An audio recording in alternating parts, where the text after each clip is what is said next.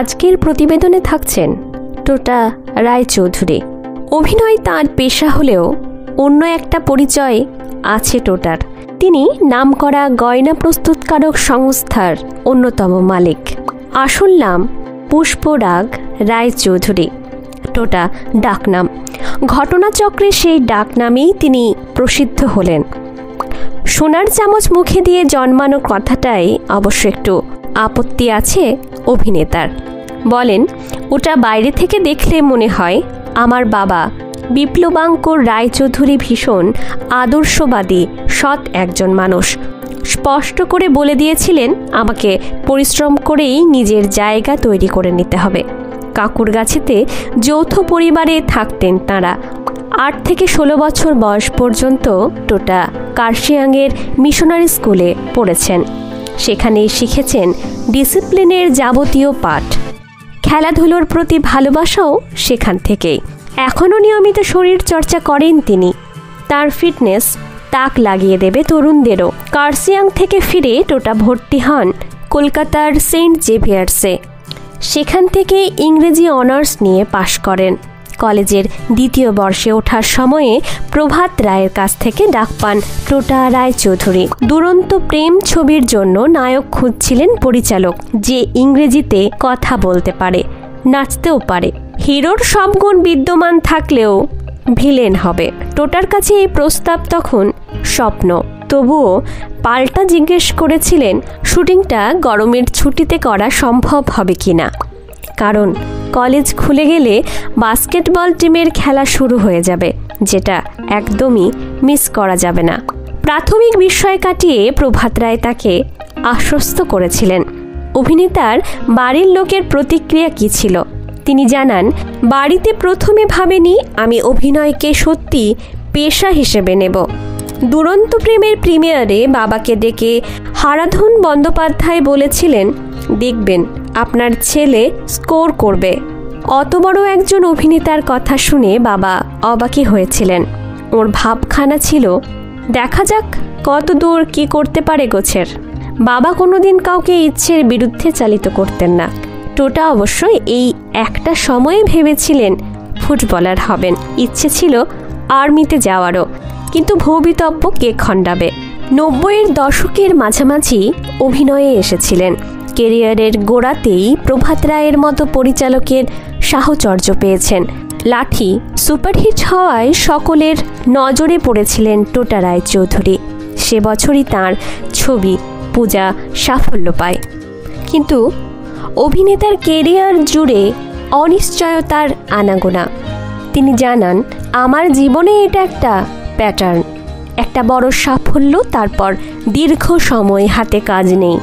ধৈর্য ধরা ছাড়া আমার কোনো উপায় ছিল না। এর অন্য দিকও আছে।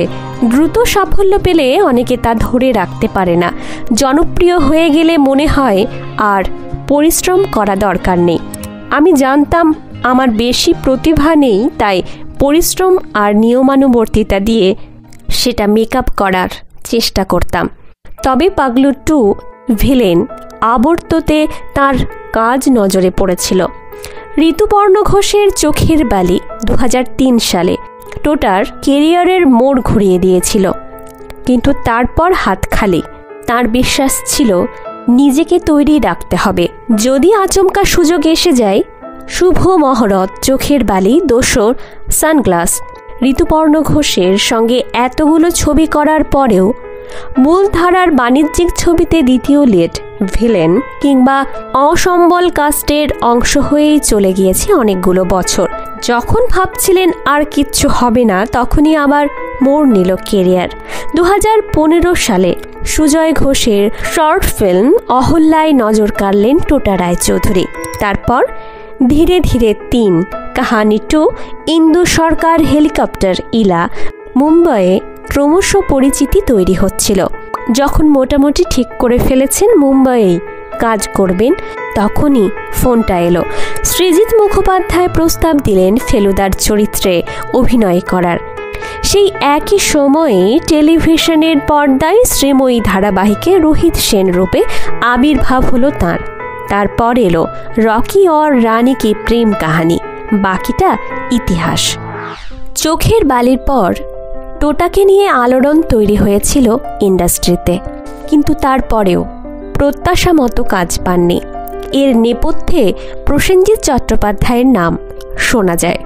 সত্যিই কি তার সঙ্গে টোটা রায়চৌধুরীর কোনো ঝামেলা হয়েছিল?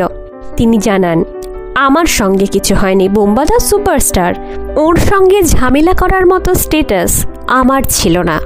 আর আমাকে কাজ দেবেন পরিচালক প্রযোজকেরা, তর্কের খাতিরে যদি ধরে নিই আমাকে নিতে কেউ বারণ করেছে, নির্মাতারা সেটা মেনে নিলেন কেন?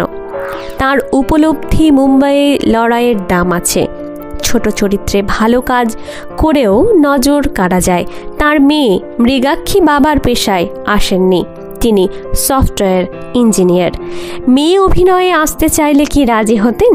তিনি জানান, তা হতাম, তবে বলতাম কলকাতা নয়, বাইরে চলে যাও, কিন্তু ও নিজেই চায়নি। বাবাকে দেখেই শিক্ষা হয়ে গিয়েছে। অকপট টোটা রায়চৌধুরী।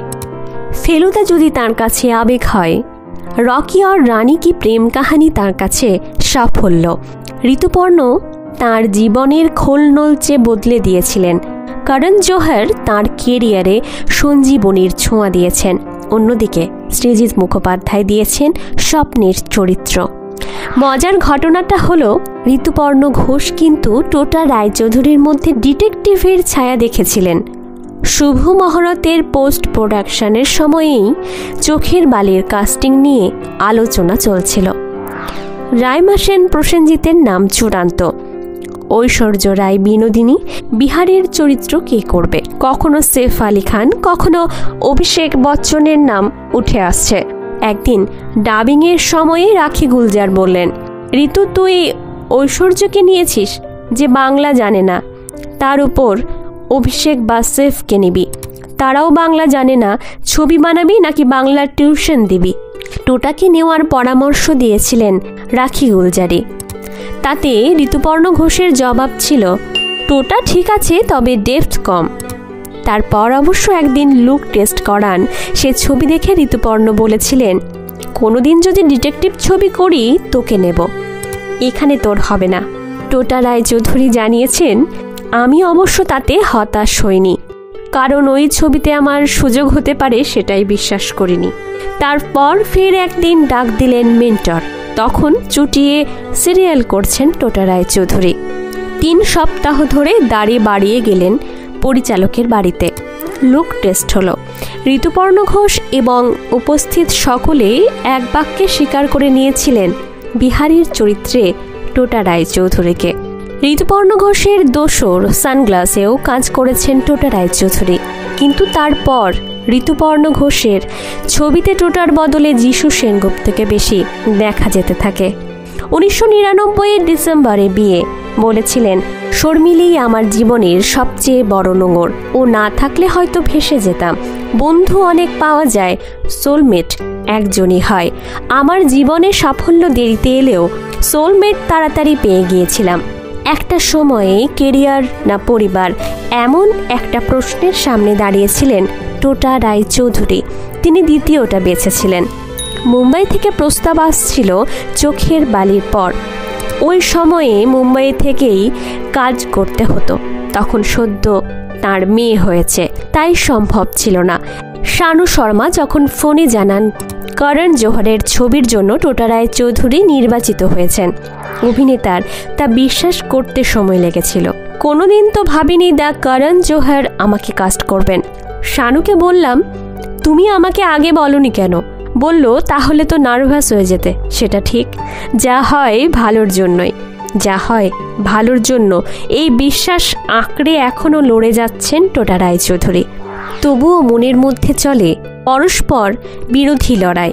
নষ্ট হয়ে যাওয়া সময় নিয়ে আক্ষেপ হয়, আবার মনে হয় ওই সময়টা এসেছিল বলেই তিনি দৃঢ় প্রতিজ্ঞ হতে পেরেছেন। তিনি জানেন অদৃষ্টের লিখন এড়ানোর উপায় নেই।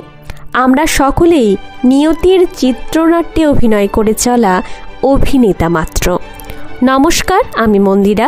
সঙ্গে থাকার জন্য অনেক ধন্যবাদ। ভিডিওটি ভালো লাগলে অবশ্যই সাবস্ক্রাইব করার অনুরোধ রইল।